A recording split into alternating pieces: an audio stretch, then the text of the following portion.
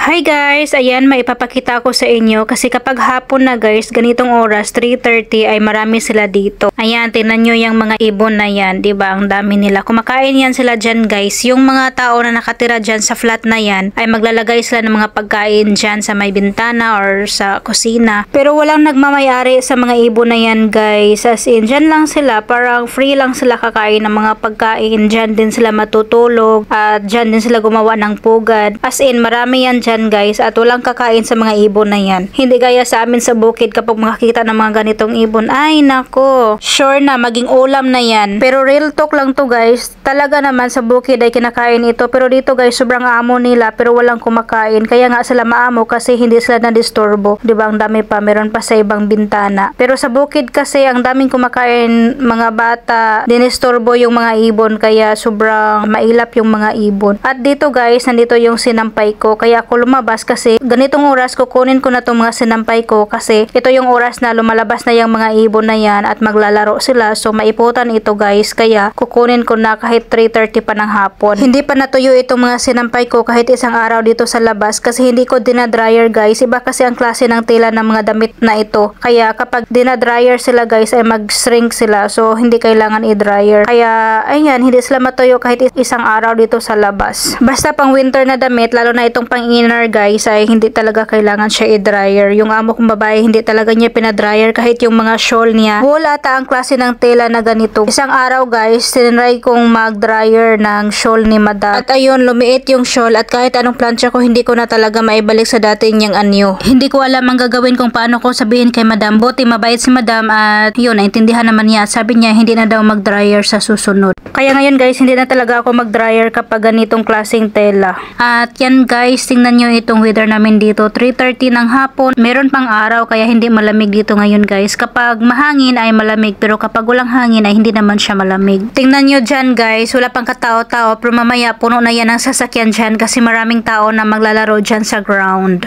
At yung mga ibon, sobrang saya na nila kasi ito na yung time na maglipad-lipad sila. At yan guys, tingnan nyo yung building sa harap. Meron din mga ibon sa may balcony. O diba? Ang dami talagang ibon dito guys. Kaya kapag maglakad-lakad ka dito na wala kang kaalam-alam ay bigla na lang mag-iba yung perfume mo kasi naiputan ka na ng ibon. Char.